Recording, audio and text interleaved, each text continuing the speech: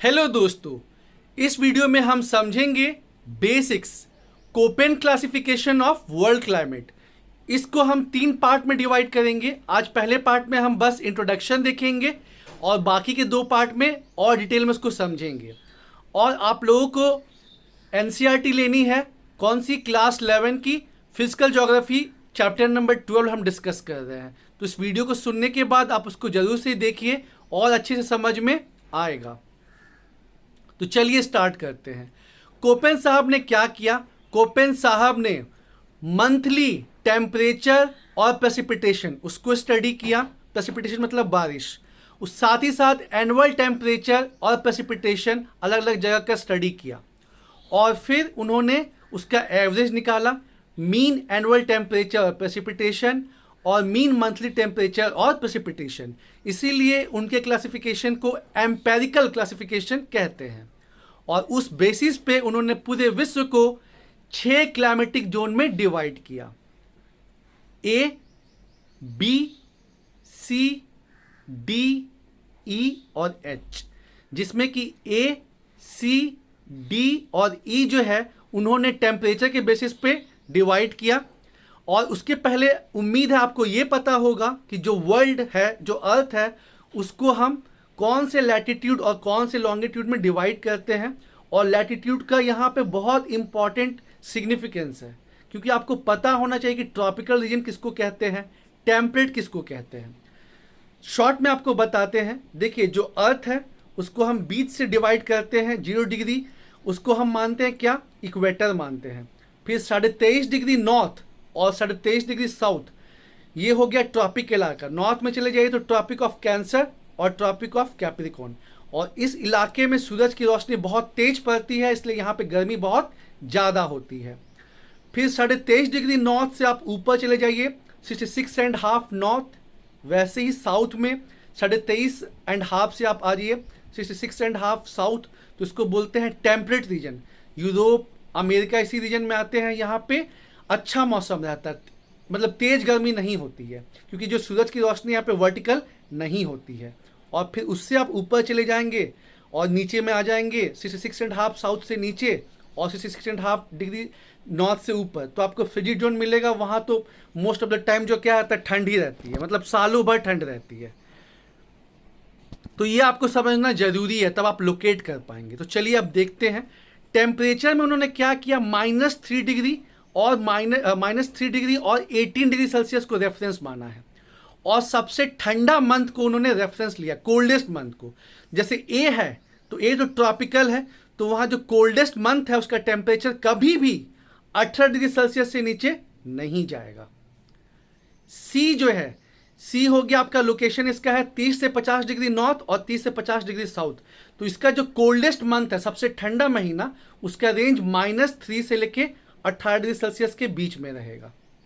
और जो सी है, ये कौन सा इलाका है? वार्म टेम्परेट, या फिर इसको ह्यूमिड मेसोथर्मल के नाम से भी जानते हैं। फिर आप डी पे आ जाइए। डी का लोकेशन है 40 से 70 नॉर्थ और 40 से 70 साउथ। तो इसको हम क्या बोलते हैं? स्नो कोल्ड फॉरेस्ट क्लाइमेट या फिर ह्यूमिड माइक्रो थर्मल क्लाइमेट भी बोलते हैं। तो यहाँ पे जो कोल्डेस्ट मंथ है उसका टेम्परेचर क्या रहेगा? हमेशा जो है -3 डिग्री सेल्सियस से नीचे रहेगा। और जो ई हो गया वो तो पूरा पोलर हो गया, तो वहाँ पे हमेशा जो है गर्मी हो, ठंड हो। ठंड में तो खैर बहुत ज़्यादा माइनस में चला जाता है, लेकिन गर्मी में भी कभी भी जो टेम्परेचर है वो 10 डिग्री सेल्सियस से नीचे ही रहेगा। तो ये 4 जो है, ए, सी, डी और ई, उन्होंने टेम्परेचर के बेसिस पे किया। एच है जो वो हाईलैंड क्लाइमेट है, माउंटेन इलाका का है। फिर उसमें आपका आ जाएगा हिमालय, आ जाएगा रॉकीज, आ जाएगा एंडीज, आ जाएगा। उसको उतना डिटेल में नहीं जानना है। और जो एक ही क्लासिफिकेशन है उन्होंने किया बरसात के आधार पे, प्रेसिपिटेशन के आधार पे, वो है बी क्लाइमेट, ड्राई क्लाइमेट। ठीक है, मतलब वहाँ पे बारिश कम होती है। तो इसको हम जानेंगे। साथ ही साथ कैपिटल लेटर तो उन्होंने इस्तेमाल किया ही किया, स्मॉल लेटर्स का भी इस्तेमाल किया। तो स्मॉल लेटर्स में 2 डिवीजन है, एक है बारिश के आधार पे और एक है टेम्परेचर के आधार पे। यही दोनों चीज़ का मेन इंपॉर्टेंस है, टेम्परेचर और प्रेसिपिटेशन। और अगर आपको समझ में नहीं आया तो यहाँ पे पॉज कीजिए और फिर से वीडियो देखिए, और एनसीईआरटी ज्योग्राफी, ठीक है, फिजिकल ज्योग्राफी का चैप्टर नंबर 12 जरा देखिए, तब आप रिलेट कर पाएंगे उसको। चलिए तो फिर हम देखते हैं स्मॉल लेटर्स में। जैसे कि हमने बताया कि प्रेसिपिटेशन के लिए उन्होंने इस्तेमाल किया 4 स्मॉल लेटर। कौन कौन सा?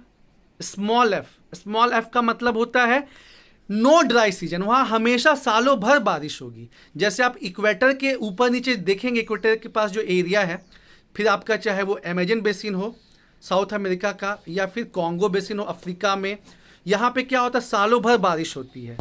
तो चूंकि ये ट्रॉपिक में लाई करता है, इसके लिए उन्होंने इस्तेमाल किया कैपिटल ए और स्मॉल एफ। स्मॉल एफ का मतलब होता है, कैपिटल ए तो हो गया कि ट्रॉपिकल रीजन है, और स्मॉल एफ का मतलब होता है कि वहाँ पे कैसी बारिश होती है। तो एफ का मतलब नो ड्राई सीजन, हमेशा बारिश होती है। उसके बाद दूसरा उन्होंने इस्तेमाल किया अपना जो भारत का है मानसून क्लाइमेट। मानसून क्लाइमेट के लिए इस्तेमाल किया स्मॉल एम का। तो उसमें क्या होता है, 3 महीने जो है ज़बरदस्त बारिश होगी, ठीक है। तो जैसे इंडिया, जैसे जहाँ मानसून क्लाइमेट दिखाना था, तो उसके कैसे दिखाया उन्होंने, कैपिटल ए दिखाया, मतलब ट्रॉपिक रीजन है और वहाँ पे मानसून क्लाइमेट है, तो स्मॉल एम। अब कुछ इलाके हैं जहाँ पे क्या होता है, गर्मी में बारिश नहीं होती, मतलब जो समर होता है वो ड्राई होता है। तो ड्राई समर के लिए उन्होंने इस्तेमाल किया क्या, स्मॉल एस का, ठीक है। अब जैसे जो मध्य सागर है वो टेम्परेट रीजन में आता है, यानी कि सी टाइप ऑफ क्लाइमेट है, और वहाँ गर्मी के दिन में बारिश नहीं होती, तो उसको उन्होंने कैसे दिखाया है, कैपिटल सी और स्मॉल एस, ड्राई समर, ऐसे आपको समझना होगा। फिर कहीं कहीं क्या होता है कि विंटर में बारिश नहीं होती, ठीक है। तो वहाँ पे जैसे मान लीजिए अपना जो ये ट्रॉपिकल रेन फॉरेस्ट का इलाका जो हो गया, जैसे कि अमेजन बेसिन हो गया, तो उसका अब नॉर्थ में जाएंगे तो वहाँ पे क्या होता है कि विंटर में बारिश नहीं होती, तो उसके लिए उन्होंने दिखाया small W, dry winter season. तो इस तरह से 4 लेटर उन्होंने इस्तेमाल किए किस चीज़ के लिए, प्रेसिपिटेशन दिखाने के लिए।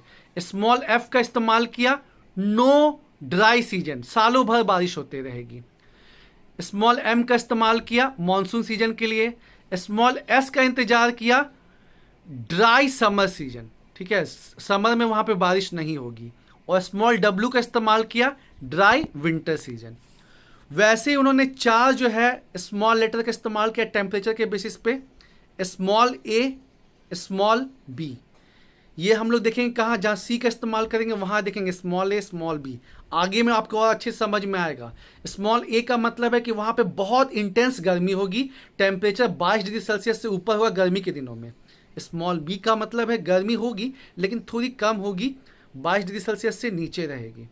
वैसे ही स्मॉल एच और स्मॉल के का इस्तेमाल किया है उन्होंने, और ये हम कैपिटल बी के साथ इस्तेमाल करेंगे।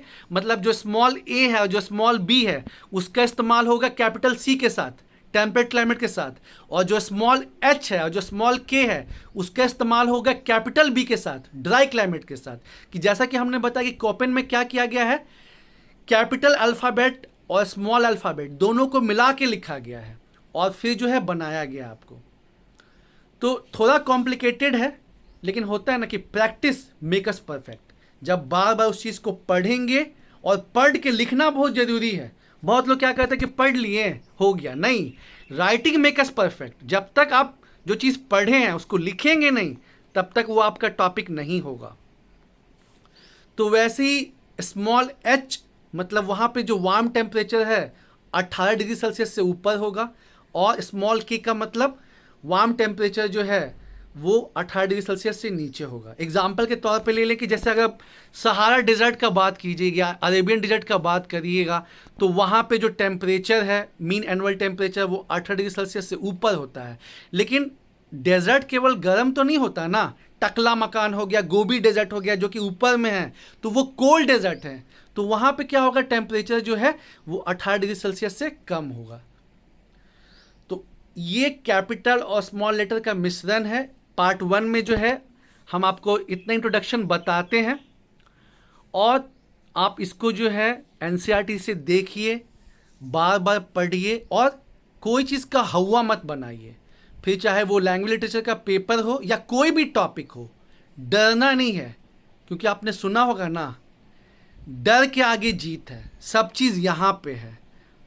आप अवधारणा बनाते हैं कि हमको ये समझ में नहीं आएगा, ये टफ है, तो आपको नहीं आएगा। आप सोचेंगे कि नहीं, हम कोशिश करेंगे और हमको समझ में आएगा, तो बिल्कुल समझ में आएगा। तो as we think so we become. मेहनत होगी, जीत होगी। All the best and thank you.